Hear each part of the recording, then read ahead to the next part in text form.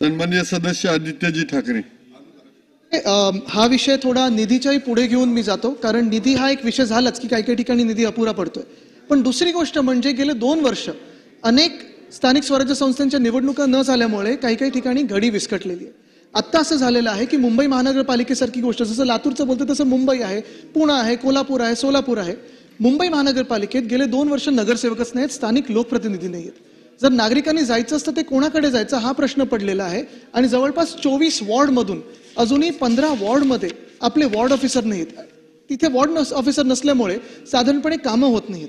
आता कॉन्ट्रॅक्ट दिलेले आहेत, नाही दिलेले आहेत, निधी आहे, निधी नाहीये, हा एक वेगळा विषय झाला.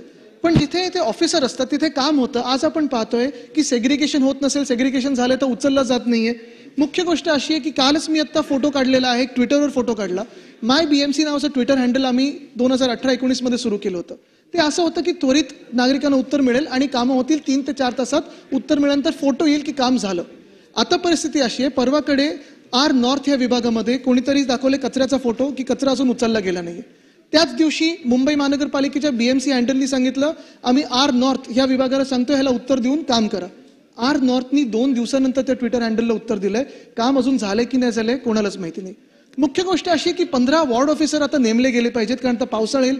पावसाळ्यात हे ward officer mini municipal commissioner म्हणून काम करतात. अनेक ठिकाणी आम्ही आमदार म्हणून खरं तर नगरसेवकांचा जो विषय असला तरी त्याच्यात आता दखल द्यायला लागते, कारण कचरा उचलला जात नाहीये. पण हे सगळं झाल्यानंतर मला वाटतं दुसरी घडी जी येते याच्यात, कारण 3 बाबी आहेत ह्याला. दुसरी गोष्ट जी येते मी मंत्री महोदयांना आपल्या मार्फत सांगू इच्छितो की सेग्रिगेशन. मुंबई महानगरपालिकेचं 2017 पर्यंतचं साधारणपणे वेस्ट कलेक्शन डेली हे 10,000 मेट्रिक टन पर डे होतं. 10,000 metric ton per day. Segregation तेव्हा विश्वनाथ महाडेश्वर साहेब आमचे महापौर होते, अजय मेहता साहेब म्युन्सिपल कमिशनर होते, आणि सत्तेत असताना हे सेग्रिगेशन करून 6,500 मेट्रिक टनवर आपण आणलं. पण आता परिस्थिती अशी झाली आहे की ही घडी विस्कटली आहे. मटेरियल रिकव्हरी फॅसिलिटीज नसल्यामुळे, तर लोकल नसल्यामुळे हा कचरा किती येतोय, कुठून येणार काही अंदाजच येत नाहीये. आणि अनेक ठिकाणी मग प्रत्येक वॉर्डमध्ये मग शिवसेना उद्धव बाळासाहेब ठाकरे पक्षाचे असो, भाजपचे असो, काँग्रेसचे असो, राष्ट्रवादी काँग्रेसचे असो, कुठचेही आमदार असो, अनेक गल्ल्यांमध्ये कचरा गेले 2 वर्ष आठवडे असं पडलं असतो. तर कुठे ना कुठे ही घडी जी विस्कटलेली आहे ती त्वरित ती मार्गावर आणावी.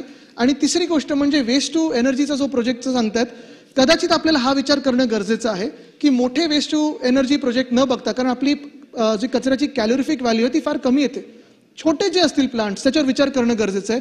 डी वॉर्डमध्ये 2021 साली आम्ही तो एक उभारलेला होता. तिथे स्ट्रीट लाईट्स डी वॉर्डच्या कचऱ्यातून येतात. 2000 kgचा कचरा आहे आणि तिथे इलेक्ट्रिक व्हेकलचं देखील चार्जिंग स्टेशन उभारलं होतं. त्याचं आता माहीत नाही. तर मुख्य गोष्ट हीच आहे. अध्यक्ष महोदय 1 मिनिट, मी आपल्याला टेक्निकल गोष्ट सांगतो. अध्यक्ष महोदय, काही लोकांना विकास हे काय असतं माहित नसतं. काही लोकांना आग लावणं म्हणजे विकास वाटतं. मुख्य गोष्ट ही आहे की आम्हाला आमच्या महाराष्ट्राची काळजी आहे आणि हे घडी जी विस्कटलेली आहे ती घडी विस्कटू नये म्हणून मी सांगत आहे. इकडचा कारभार नीट व्हावा. प्रत्येक वेळी फेल्ड गुजरात मॉडेल आम्हाला ऐकू नये. आणि दुसरी गोष्ट म्हणजे मी आपल्याला सांगू इच्छितो की थोडी हिंमत दाखवा आणि मुंबई महानगरपालिका असेल सगळ्याच निवडणुका लावा.